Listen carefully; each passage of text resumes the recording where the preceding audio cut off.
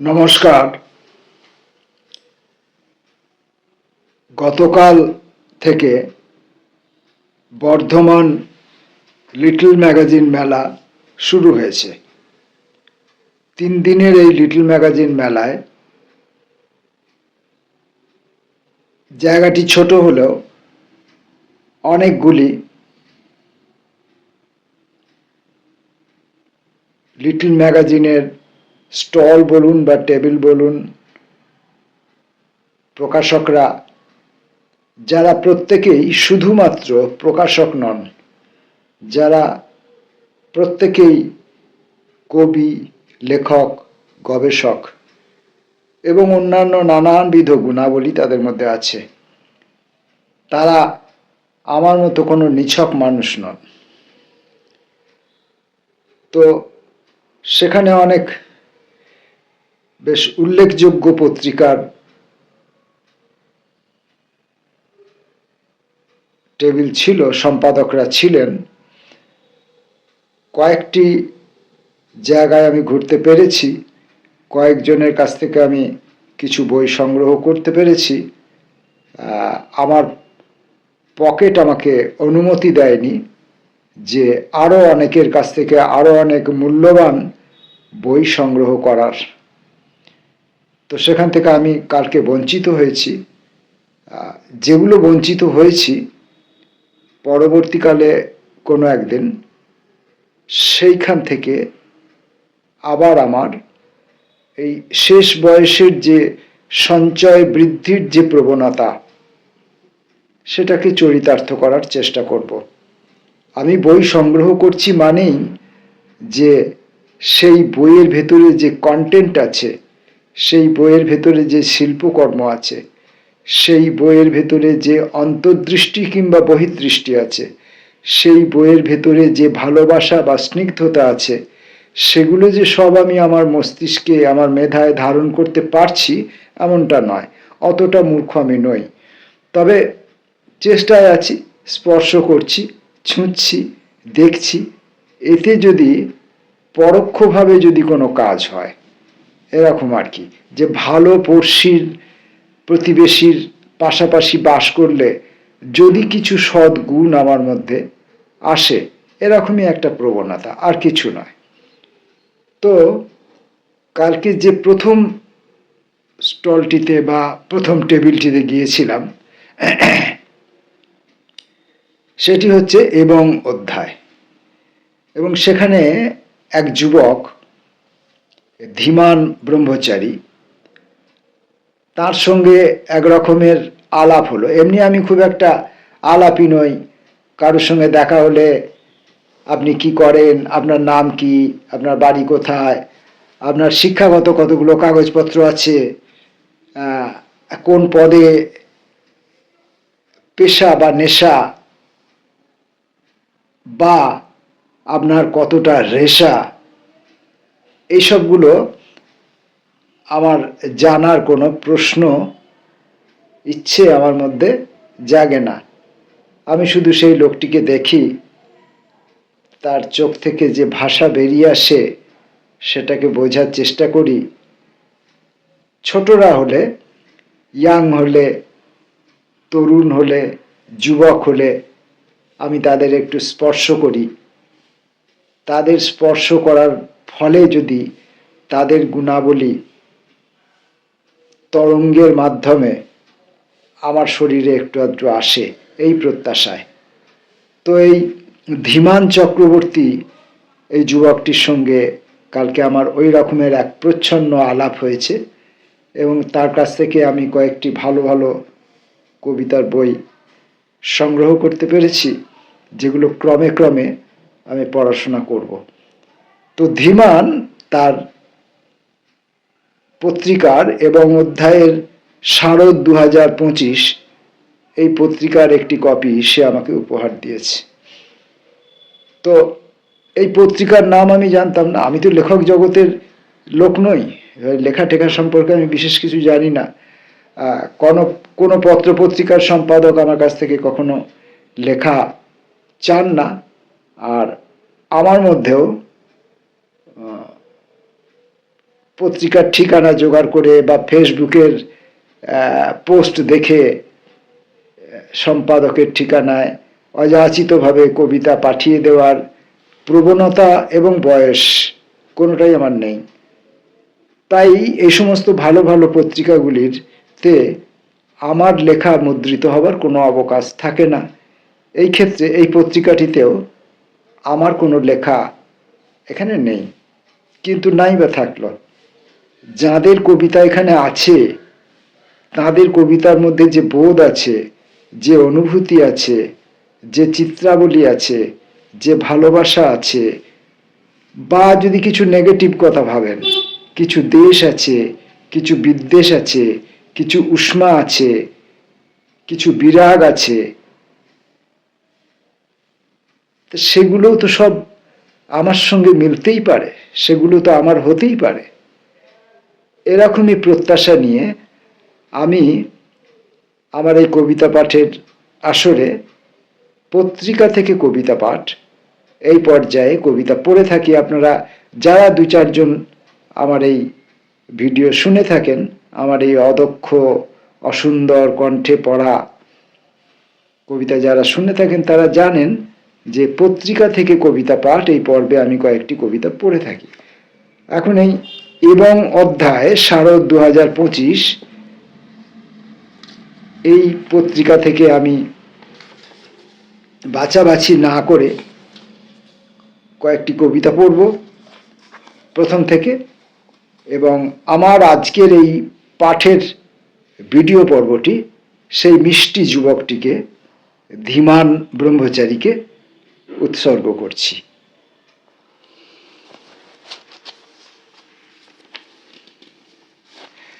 পড়ায় ত্রুটি হলে ক্ষমা করবেন। ত্রুটি জানতে পারলে আমি সংশোধন করে নিই, আর যদি না জানতে পারি তাহলে ক্ষমা করবেন। আমি কিন্তু কোনো পরিবেশন করছি না, পড়ছি। আমি পড়ছি, আমার পড়াটা ভিডিওতে বন্দি হচ্ছে, এইটুকুই যা তফাৎ, আর কিছু না।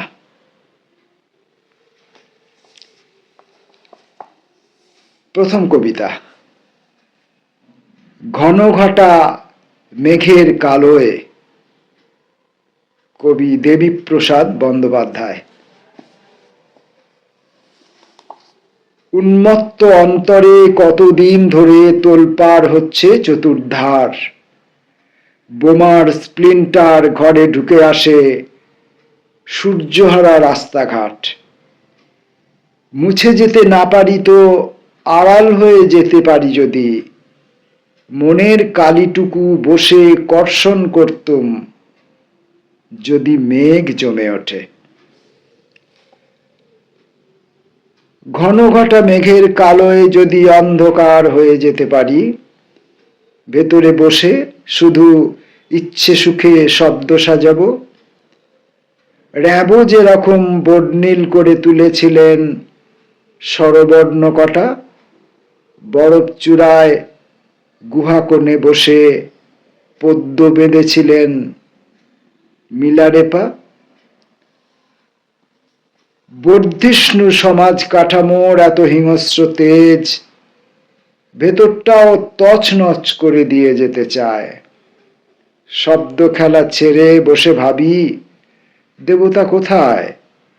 যদি নাই তিনি থাকেন, যার পায়ে মাথা রেখে কাঁদতুম, যে পাপ আমার নয় তারই অনুতাপে।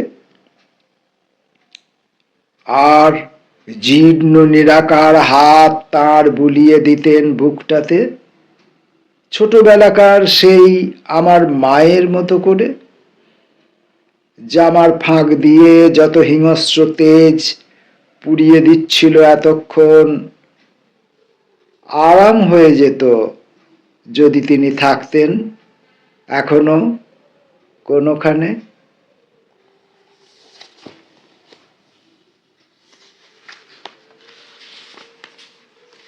এরপরে পড়ব কালীকৃষ্ণ গুহ, সময় যাপন।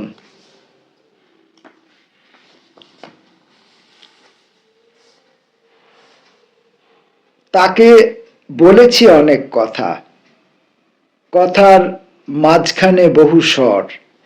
স্বর নামিয়ে আনে যে কে, তার উত্তর নেই কোনো। এই স্তবকটি আরেকবার পড়ি। তাকে বলেছি অনেক কথা, কথার মাঝখানে বহু স্বর, স্বর নামিয়ে আনে যে কে, তার উত্তর নেই কোনো।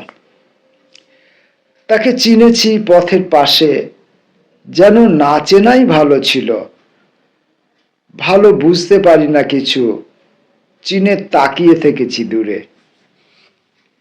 দূরে কে কোথায় আছে জানা, আর কখনো হবে না জানি, এই না জানার মহাদেশে তাকে হারিয়ে ফেলেছি ভিড়ে।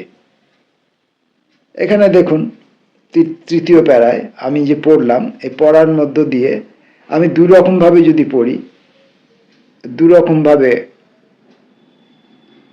ভেবে ওঠার অবকাশ আসে। দূরে কে কোথায় আছে জানা, ইতিবাচক বাক্য, দূরে কে কোথায় আছে জানা। আর এভাবে দূরে কে কোথায় আছে জানা, আর কখনো হবে না জানি, নেতিবাচক বাক্য, আক্ষেপ, দুঃখ, যন্ত্রণা, কষ্ট। এই না জানার মহাদেশে তাকে হারিয়ে ফেলেছি ভিড়ে। ভিড় কোথাও কি ছিল ভাবি, ছিল চারদিক ধুধু মাঠ, ছিল অবারিত শূন্যতা, দিন ফুরালো হে সংসারী। এরপর আমরা পড়ব দীপক রায়ের কবিতা তুমি বলেছিলে। তুমি এঁকেছিলে বৃষ্টির ছবি, বৃষ্টি নামলো তাই। তুমি গেয়েছিলে বৃষ্টির গান, বৃষ্টি নামলো তাই। তুমি করেছিলে বৃষ্টি সংখ্যা, বৃষ্টিতে ভিজে যায়। তোমার কাব্যে বৃষ্টির কথা, এসো বৃষ্টিতে ভিজে, বৃষ্টি নামলে তুমিই আসবে, বলেছিলে তুমি নিজে। সারা মাস জুড়ে মেঘ ও বৃষ্টি, মেঘমল্লার গাই, সারা দিন রাত পথ চেয়ে আছি তোমার জন্য রাই। তুমি গেয়েছিলে গান, তুমি এঁকেছিলে ছবি, বৃষ্টি সংখ্যা তুমি করেছিলে 100 কবিতা তাই। দেরি নয় আর দেরি নয়, এসো এসো ভিজে যাই। তুমি বলেছিলে বৃষ্টি নামলে আজন্ম ভিজে যাই।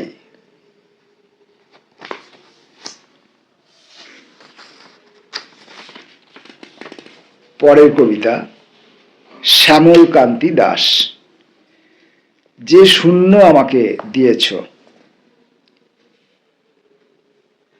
যে শূন্য আমাকে দিয়েছ তুমি দয়া করে, সেই শূন্য ভুল করে কাউকে দিও না।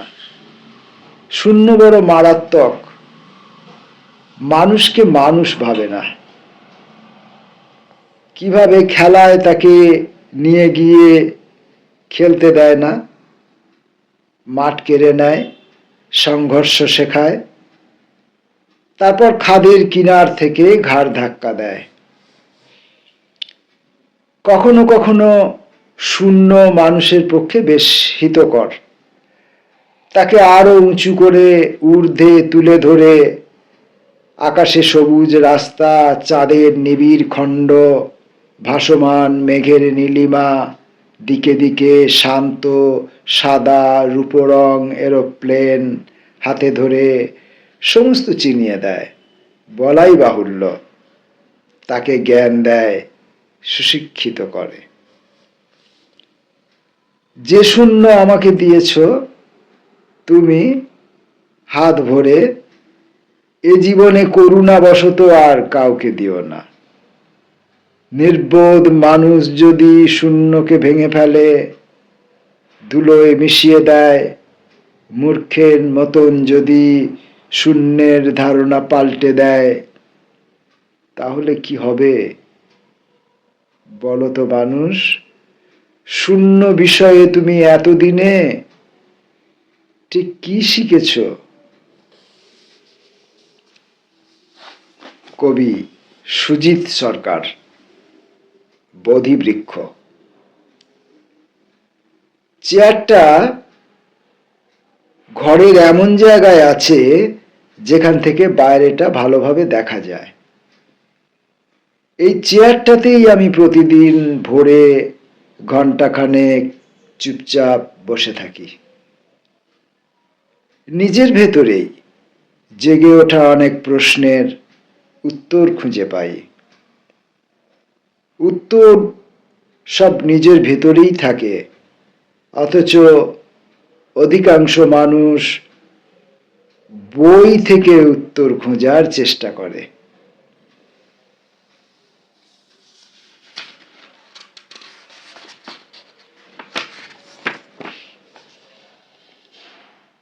শঙ্কর চক্রবর্তী, হাসপাতালের নীলে। বিছানায় আমি শুয়ে শুয়ে দেখতে পেয়েছি দূরে বৃষ্টি হচ্ছে খুব। আমি তো ভিজবো আজ হাসপাতালের নীলে ভেজা বিছানায়। টেবিলের ফুলদানি আঁকে দেখি হলের শেকল। সবকিছু চেনা নয়। বাইরের নিম গাছে একটা শালিক ভিজছে মেঘের হালকা চাদর জড়িয়ে। এ শান্ত ছবিও ঝড়ে লণ্ডভণ্ড হলো। কে যেন বালিশ ছুঁয়ে একটা নতুন বই রেখে গেছে আজ। তাকে ভেজা ঘাস থেকে তুলে পড়েছি সকালে। তখন অক্ষরগুলো রিমঝিম আলো ছড়ালো। আরো ঘন রাত্রি হলে বুঝি চুপচাপ কেউ কেউ শিউলি ফুলের গাছ থেকে নেমে আসে। তখনও বৃষ্টির রাত নিরিবিলি ছিল। তখনও আমার চোখ আধার লতায় থই থই করেনি তেমন। নিজেকে গুছিয়ে নিয়েছি। হাসপাতালের নীল আলো বৃষ্টি ভিজে এলিয়ে পড়েছে। অন্তহীন ঘুম থেকে জেগে উঠে আজ সিন্ধু সারসের সঙ্গে উড়ে যেতে চাই।